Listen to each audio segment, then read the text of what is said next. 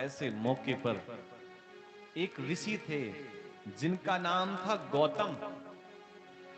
ये वही गौतम हैं जिनका आश्रम अयोध्या और जनकपुर के मध्य में था।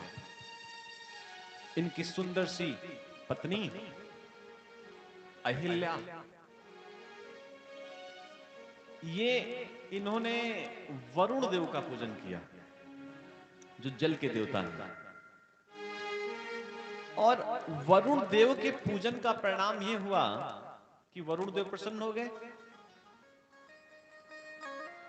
वरुण देव आ गए गौतम और अहिल्या के सामने। कहा वरुण देव ने कि आप हमसे क्या चाहते हैं।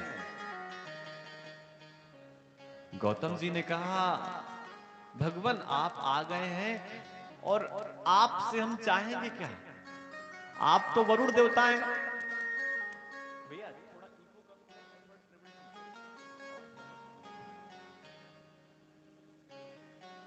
आप तो वरुण देवता हैं और आपका काम ही है जल देना,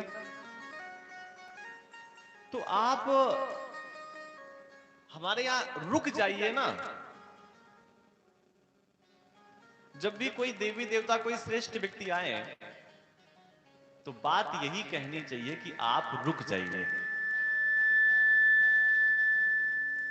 वरुण देवता वहीं पर रुक गए। और जहां पर भैया जल होता है वहीं पर जीवन भी है।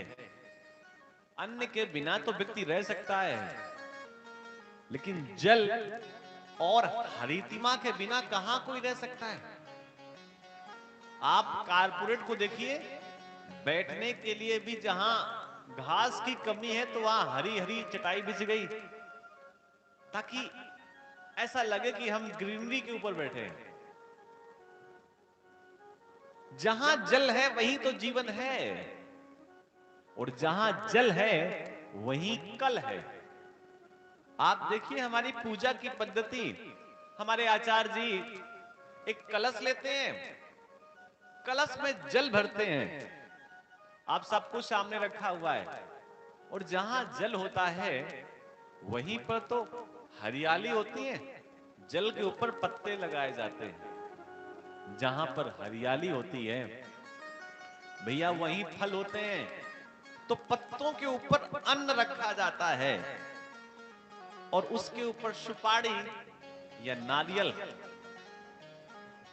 देखिए ये अपने आप पूजा की पद्धति है। लेकिन कहीं कहीं के लोग क्या करते हैं,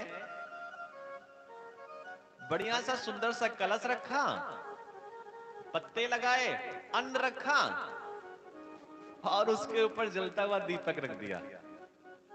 ऐसा बहुत जगह देखा गया।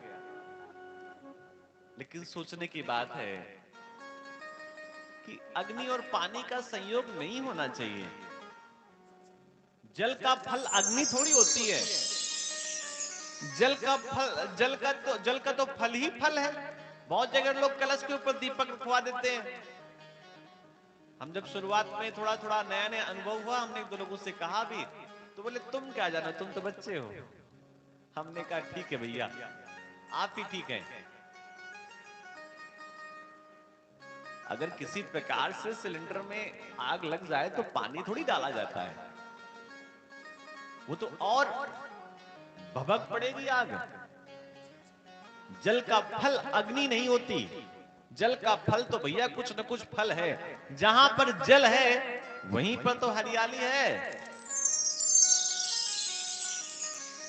महादेव ने जल को अपने मस्तक पर धारण कर रखा है, और केवल जल को नहीं, पूरी की पूरी गंगा को।